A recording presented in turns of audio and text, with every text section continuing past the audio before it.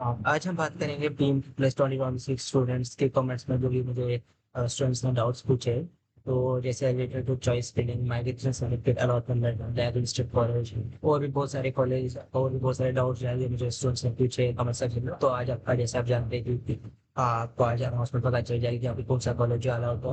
तो इससे पहले मैं आपके सारे डाउट्स क्लियर कर रहा हूँ ताकि आपके बाद में कोई प्रॉब्लम ना हो। ओके, तो आज मैं क्लियर करूंगा उन सभी डाउट्स को जो आपने मेरी कमेंट सेक्शन में पूछे हैं।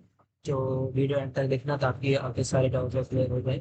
और वीडियो स्किप मत करना क्योंकि बाद में आप ही तो फिर बाद में डाउट्स आ जाते हैं, फिर आप मुझे पूछते हैं सर ये कहाँ से करना है, ये कैसे करना है। तो ये जो है मैं सारे डाउट्स जब अगर वीडियो बनाता हूँ तो उसमें सारा कुछ क्लियर होता है।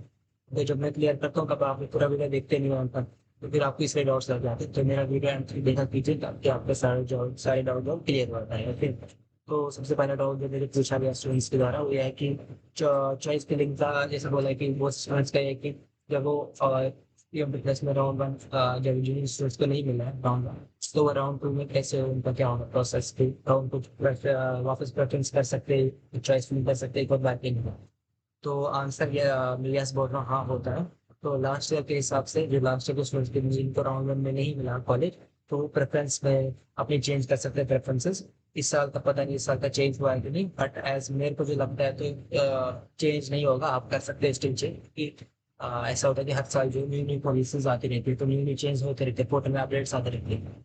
तो हर बार तो एक बार का मुझे पता नहीं है, इस बार का पता करेंगे एक बार जब मैं देखूंगा तो मैं आपको ये तभी बताऊंगा जब आपको मैं खुद देख लूंगा। तो इसका मैं पूरा बता नहीं सकता, बट ये है कि लास्ट ईयर तक हो रहा था तो इस बार भी हो ही जाएगा। और जैसे मैंने कहा कि उस पर भी आपको ऑटो खुद ही हो जाता है, ऑटो चॉइस मिल जाती है, आप फिर लॉक, तो आपको लॉक करने की जरूरत नहीं पड़ती। दूसरा डाउट जो है कि दूसरा क्वेश्चन जो मुझे पूछा गया कि चॉइस फिलिंग राउंड वन के बाद भी होती है, जैसे मैंने आपको कहा हाँ, होता है, ये में इसमें कोई डाउट नहीं है, होता है रहता है, कोई प्रॉब्लम नहीं है। एक और डाउट जो मुझे पूछा स्टूडेंट ने, जो माइग्रेशन सर्टिफिकेट क्या है, कहाँ से लानी है और कैसे प्रोसेस है। ओके, क्योंकि बोल रहे हैं कि सर कितने दिन में मिलती है माइग्रेशन सर्टिफिकेट। तो माइग्रेशन सर्टिफिकेट जो है वो ये वो डॉक्यूमेंट जो आपको बोर्ड से मिलती है, जेके बोर्ड से सीबीएसई, जो कंफर्म करता है कि आपने बोर्ड एग्जाम क्लियर किया है। जेके जेके बोर्ड स्टूडेंट से जो उनको जेके बोर्ड स्टूडेंट्स जो मैं जम्मू एंड कश्मीर की बात करता हूँ, तो कश्मीर गवर्नमेंट को जो है यहाँ से ले लिया अपनी निम्न ऑफिस, जेके बहुत निम्न ऑफिस है, उधर से आपको ले लिया अपनी माइग्रेशन सर्टिफिकेट। तो उससे पहले आप अपने स्कूल जाना है, उधर स्कूल में जाके आपको अपनी लेटर लिखनी है। लेटर लिखने से आप लेटर लिखने के बाद देखिए कहीं लेटर लिखने थे, कहीं कहीं स्कूल में लेटर नहीं लिखने थे। ओके, तो लेटर लिखिए आपने, लेटर लिखने के बाद आपके डायरेक्ट बोर्ड ऑफिस जाना, और बोर्ड ऑफिस में आपको अपने 10th का मार्कशीट, 12th का मार्कशीट और अपना आधार कार्ड दिखाना पड़ता है। तो उधर जाके आपको 1600 रुपए का आपको पे करना पड़ता है एक चालान के लिए। ओके, लास्ट ईयर तो चालान फी था, प्राइस मत इंक्रीज हुआ था, 100 200 रुपये 400 रुपये, 1600 रुपये चालान फी आपको पे करना पड़ता है बैंक पे। और बिना ऑफिस में ही बैंक का उधर ही आपको, जैसे आप जेके पास बिना ऑफिस जाते हो उधर ही वहीं पे आपका बैंक भी होती है। तो उधर ही जाके आप वहीं से अपनी ये लेके वहाँ पे अपनी ये ले लेते अपनी माइग्रेशन सर्टिफिकेट वो आपको दे देते हैं। ठीक है? तो अब जब बात करते हैं कि सीबीएसई स्टूडेंट्स का, तो सीबीएसई स्टूडेंट का जो है डिजी लॉकर में से डाउनलोड करना पड़ेगा आपको। सीबीएसई ने फिजिकल माइग्रेशन सर्टिफिकेट देना बंद कर दिया है, तो अब डिजिटल सर्टिफिकेट इशू होती है सीबीएसई। तो जेके जेके जो जेके बॉस वाले वो ऑफलाइन कर लाएंगे, और जो सीबीएसई वाले वो जो है वो जो है ऑनलाइन मिलाएंगे। प्लस एक और चीज है कि ये जो इशू विद इन 1 डे हो जाती है, आपका ज्यादा प्रॉब्लम नहीं है, फिर 1 या 2 दिन मैच लगती है इसको। आप अगर अभी भी जाना चाहते हैं अभी जा सकते हो। ठीक, तो ज्यादा टाइम नहीं लगता है इसको, जो ऑलरेडी पड़ी होती है जो बोर्ड ऑफ ऑलरेडी पड़ी होती है आपकी, तो उनको ज्यादा टाइम लगता है ढूंढने में। ठीक, तो ये ऑलरेडी चीज पड़ी थी। प्लस मैंने जो कहा कि आप ढूंढना ऑफिस जो आपको जाना पड़ेगा और काफी सारे डॉक्यूमेंट्स देने पड़ेंगे, दिखाने पड़ते हैं कि हाँ आप ये स्टूडेंट हो। तो और एक और, क्योंकि ये जो माइग्रेशन सर्टिफिकेट होती है, माइग्रेशन सर्टिफिकेट जो कॉलेज में आपको रखनी पड़ती है। तो कॉलेज जब आप एडमिशन लेते हो तो उधर वो अपने पास ही रखते हैं माइग्रेशन सर्टिफिकेट। ओके, तो ये बात याद रखिए। तो उसके बाद एक और क्वेश्चन है कि अलॉटमेंट लेटर कैसे डाउनलोड करें और क्या प्रोसेस होता है इसका। तो अलॉटमेंट लेटर जो है जिन जिन ने फ्रीज किया होता है अपना कॉलेज, तो जिन जिन ने अपना फ्रीज कॉलेज किया तो उनको कंफर्म सीट मिल जाती है पीएम प्लस में।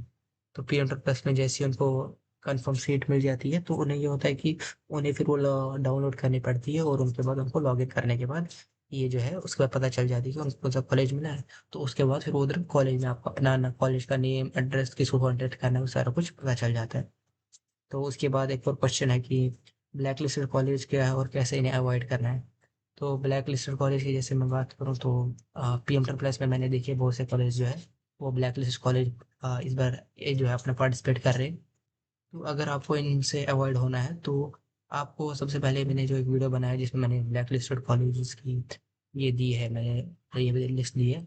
और प्लस अगर आपको वो ब्लैक लिस्ट कॉलेज आ गया पीएम प्लस में, तो फिर आपको बाद में प्रॉब्लम होगी, आपको स्कॉलरशिप नहीं आएगी। क्योंकि पीएम प्लस का ऐसा होता है कि वो देखते हैं कि जो ब्लैक लिस्टेड कॉलेज होते हैं तो वो फेक यूनिवर्सिटीज होते हैं, क्योंकि उनका जो वो जो यूजीसी एक्ट होते हैं उसके अंडर रिकॉग्नाइज नहीं होते। तो यूजीसी ने पीरियोडिकली जो हर साल जो है फेक यूनिवर्सिटीज की लिस्ट रिलीज करता है, और जिसमें स्टूडेंट्स को वार्न करने के लिए कि आप इन अगर इन कॉलेज में हो तो इनमें से एडमिशन लेना बंद कीजिए, क्योंकि आपकी जो इन कॉलेज में जो आपका एडमिशन लेने के बाद जो है आपकी डिग्री जो है वैलिड नहीं रहती, और आपका पीएम प्लस भी कैंसिल हो जाता है इसमें। तो ये चीज़ याद रखिए। और अगर आपको देखना तो मैंने ऑलरेडी वीडियो बनाया है, ओके, तो देख लीजिए मेरे इसमें, ओके, कि कौन कौन सी कॉलेज यूनिवर्सिटीज और कॉलेज जो है वो रिकॉग्नाइज नहीं है, जो फेक यूनिवर्सिटीज है, ओके। तो उसके बाद एक और क्वेश्चन है कि डायरेक्ट एडमिशन में स्कॉलरशिप मिलेगी या नहीं। तो आंसर है नो। अगर आप डायरेक्ट एडमिशन लेते हैं तो आपको नहीं एडमिशन मिलता। हाँ, आपके लिए ऑन माई ओन एडमिशन है, ओके। जो स्टूडेंट्स उनके ऑन माई ओन एडमिशन है वो तो उनको आपको मिल जाएगा वैसे, बट ऐसे नहीं मिलता। तो ये बात आ रही है। तो अगर जैसे मैंने कहा कि सिर्फ एआईसीटीसी पोर्टल के थ्रू एडमिशन आपको मिलता है, वो जो मिलता है वो आपको होता है। बाकी आपका एडमिशन जो था वो कोई मान नहीं आता, क्योंकि उसमें आपको कोई स्कॉलरशिप नहीं मिलती। एक और क्वेश्चन जो पूछा गया कि एफडीबीसी वेरिफिकेशन जो हमने कराया, तो हमें एक और बार जाना पड़ेगा क्या वेरिफिकेशन के लिए? क्योंकि कुछ कुछ स्पोर्ट्स कोटा स्टूडेंट्स थे, इनकी ये जो प्रॉब्लम हो रही थी, जब मैंने कहा कि उनका प्लस उनको वेरिफिकेशन का बोला था, प्लस इनका एक और क्वेश्चन था कि और इसी में था कि सर हमें जो अब हमारी S C S T certificate उनकी वेरिफिकेशन एक और बार करानी है। तो नहीं, ऐसी कोई वेरिफिकेशन नहीं करानी है। हाँ, हाँ, कोई वेरिफिकेशन नहीं करानी है आपको। अभी तक तो ऐसा कोई पीएम प्लस की तरह नहीं निकला, बट अगर करानी होगी तो वो आपको बता देंगे, ओके। तो ये बात याद रखिए, पीएम प्लस आपको बता देगा कि आपको किस वेरिफिकेशन करनी है, ओके। इसके बाद एक और क्वेश्चन जो आया है कि कैटेगरी सर्टिफिकेट साथ फॉर्मेट, और जो है कि कैटेगरी सर्टिफिकेट के साथ फॉर्मेट और वैलिडिटी क्या है। तो कैटेगरी सर्टिफिकेट जो होती है वो करंट ईयर फाइनेंशियल ईयर के साथ जो इस साल ही आपको इशू की होनी चाहिए कैटेगरी सर्टिफिकेट, ओके। ईडब्ल्यूएस भी आपको जैसे आपकी एसटी ईडब्ल्यूएस और ओबीसी जो भी है, तो इसी साल आपकी जो है ये निकाली होनी चाहिए, इस बार जो आपको इशू होनी चाहिए। और जो अगर आप कोई इनकरेक्ट जैसे कोई भी आप एक डॉक्यूमेंट प्रोड्यूस करते हो तो वो बात आप याद रखें, आपकी स्कॉलरशिप कैंसिल हो जाएगी, तो बात याद रखें। कैटेगरी सर्टिफिकेट जो होती है सही फॉर्मेट में लो, और वैलिडिटी उसकी चेक करते रहो, क्योंकि वो आपको मैटर करती है बहुत ज्यादा। एक और क्वेश्चन जो है कि स्टूडेंट्स का कि बैंक अकाउंट कौन से अकाउंट के साथ होना चाहिए, कि स्कॉलरशिप के लिए कौन सा बैंक अकाउंट चाहिए, या फिर कुछ इसमें अगर हम अगर माइनर है तब चलेगा क्या होगा। तो अगर स्कॉलरशिप अगर आप माइनर भी है तो चल ही जाएगा, मसला नहीं है। बट आपका अकाउंट जो है बैंक आधार कार्ड से बैंक अकाउंट के साथ सील्ड होना चाहिए। तो ये बात याद रखें, अगर आपका बैंक अकाउंट जो है आधार कार्ड के साथ सील्ड है तभी आपको मिलेगा, वरना बहुत बड़ा प्राउडिंग हो जाएगा, फिर आपको स्कॉलरशिप भी 1 लाख रुपए आता है और नहीं मिलेगा। तो ये बात याद रखिए, स्कॉलरशिप तभी आएगी जब आपका बैंक अकाउंट जो है सील्ड होगा अपने आधार कार्ड के साथ। एक और सवाल जो मुझे पूछा गया था कि ज्वाइनिंग रिपोर्ट अपलोड और क्या और कैसे करते हैं। तो फर्स्टली बात है, ज्वाइनिंग रिपोर्ट जो होता है वो एक फॉर्मल डॉक्यूमेंट होता है, जो वो कॉलेज जो आपको देता है, उससे पता चल जाता है कि आपने इस कॉलेज में फिजिकली खुद जाके रिपोर्ट किया और आपने एडमिशन ले लिया पीएमटी प्लस के थ्रू। तो बात करते हैं अगर कॉलेज रिपोर्ट में आपको कैसे लोड करें, तो कॉलेज की से ज्वाइनिंग रिपोर्ट ले लो कॉलेज लेटर हेड का, और हेड ऑफ इंस्टीट्यूट का सिग्नेचर कॉलेज उसमें होनी चाहिए, उसमें कॉलेज की सील चाहिए होती है। तो कॉलेज का जो नोडल ऑफिसर होता है उसका भी है साइन चल जाता है, और हेड ऑफ डिपार्टमेंट जो भी है तो उसका भी चल जाता है साइन, या तो उसके प्रिंसिपल में साइन चल जाता है। उसके बाद उसका ज्वाइनिंग रिपोर्ट का स्कैन हो पीडीएफ में जेपीजी फॉर्मेट पे, और पीएम ट्रांसपोर्ट पर लॉग इन करके ज्वाइनिंग रिपोर्ट अपलोड करो। और जो है फिर उसके बाद डेट ऑफ ज्वाइनिंग फिल कर लो। तो ये जो होता है ये कुछ कुछ कॉलेज में कुछ कुछ कॉलेज खुद करते हैं, कुछ स्टूडेंट से खुद करना पड़ता है, ओके। तो मोस्ट ऑफ द कॉलेज में ये खुद ही करते हैं प्रोसेस को, स्टूडेंट्स को नहीं बोलते। तो अगर आप देख लीजिए आपके कॉलेज में क्या बोलते हैं, ये ज़्यादा बड़ा प्रोसेस नहीं है। तो आपको जो है कि इसमें कोई प्रोसेस नहीं, तो ज्वाइनिंग रिपोर्ट जो है अपलोड करना मत भूलिए। तो अगर आप खुद अपलोड करनी तो आपको बोलना नहीं है। तो कुछ पॉइंट बात याद है, क्योंकि चॉइस फिलिंग जो है ज़्यादा आप डालिए। अब अगर आपको चांस मिल रहा है नेक्स्ट टाइम तो ज़्यादा से ज़्यादा चॉइस ले लीजिए।